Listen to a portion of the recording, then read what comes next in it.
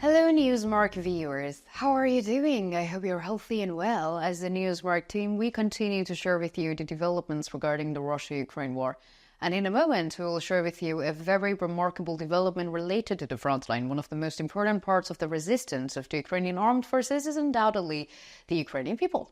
The Ukrainian people unconditionally stand by the Ukrainian resistance, and this makes the Ukrainian resistance stronger. Of course, it is very important for people to stand by with their army and support it. This explains why the Ukrainian resistance is still able to survive despite all the unfavorable conditions. It explains the failure of the Russian army despite the disproportions balance of the power. So this is because the Russian citizens are angry, or whatever you want to call it, against the Russian armed forces. The failure of the Russian armed forces on the front line has prolonged the war, and this has exacerbated the economic pressure on the Russian people. Not only that, the Russian defenses have failed to protect the country's territory, and the Russian warplanes have repeatedly struck their own territory. Recently, there has been another development related to this issue when the Russian warplanes hit their own territory. So what are the latest developments on this subject? Let's examine it together.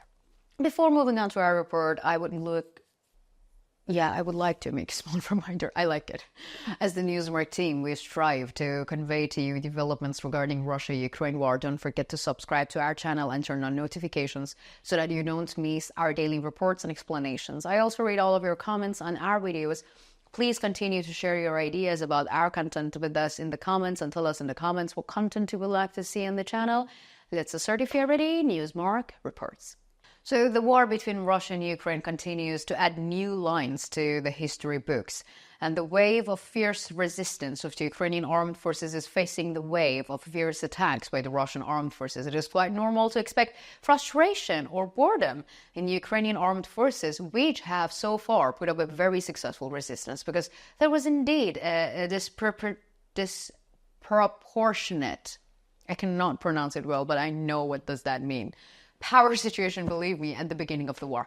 Although the disproportionate power situation has been reversed over the time, some facts need to be discussed. The human resources of the Russian Federation far outnumbered the human resources of Ukraine, and that's why the casualties in the war are not really taken into account by the war leadership. But the Russian people care about it, and the Russian leadership doesn't care much about the Russian people caring about it.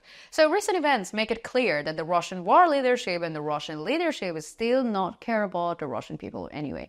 So the Russian armed forces have been involved in similar incidents many times before, and there are real problems within the Russian armed forces. These problems can be attributed especially to the lack of training and incompetence, because as the situation on the front line worsens, more and more inexperienced soldiers are joining the Russian army, and these inexperienced soldiers lead to more mistakes and disasters. We have mentioned this in previous reports.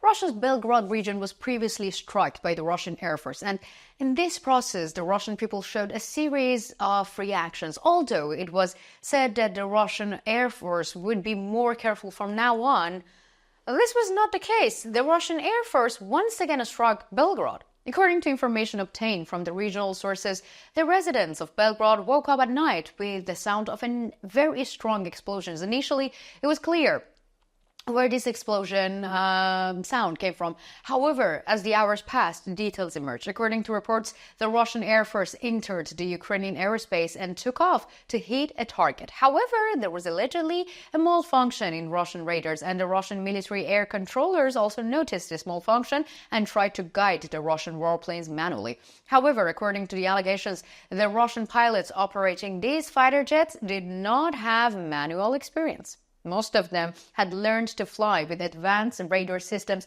and had developed themselves accordingly. Therefore, the manual systems was unsuccessful. And according to reports, one FAB 1500 bomb of the Russian armed forces fell in the Shebekino region of the Belgorod Oblast. So far, there has been no statements from the Russian official sources on the subject, but strongly unofficial Russian sources are also keeping silent this time. We have previously reported on similar mistakes by the Russian Air Force, and when these mistakes occurred, unofficial Russian sources came out and heavily criticized the Russian war leadership and the Russian administration. But so far, there have been no reports of casualties in the region. However, the images of the explosions from the area clearly showed that the explosion was quite intense and violent, of course, we should also take the reactions of the people of the Belgrade, and the people of the Belgrade are now fully ready to open the flag of revolt. So the people of the Belgrade are fed up with this kind of incidents, and it is not only the mistakes of the Russian Air Force or other units of the Russian army, it is also the failure of the Russian defense forces to protect the Russian territory. The Russian people are now thinking the Russian army is financed with our taxes. This is war, and this war is financed by our taxes, so while we are financing it, our army cannot protect us. On top of that, our own army is shooting us again. So after this incident in the past days, a local resident living in the Belgrade region allegedly made the following statements about the situation in Belgrade. He said that we are traumatized by what we are going through here. Maybe adults can get over it somehow, but what about our children? What about the younger?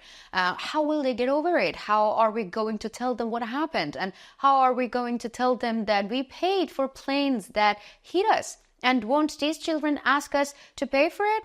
I hope all is well in this palace.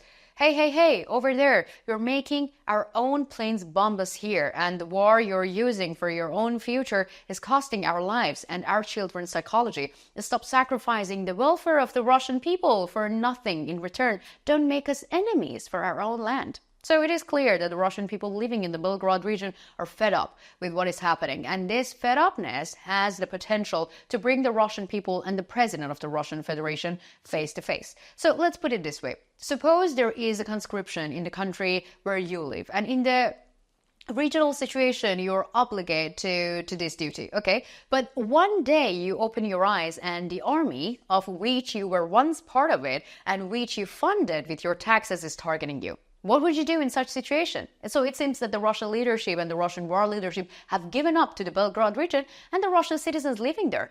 But this renunciation is mutual, and the Russian citizens living in this region have also given up in Russia. I want to know what you think. What do you think will be the consequences of the Russian mistakes in the Belgrade region? And what do you think will be the price for mistakes made by the Russian Air Force? And do you think Russian citizens living in the Belgrade region will rise up? Let me know in the comments, because you know that I read and I care a lot about all of your comments.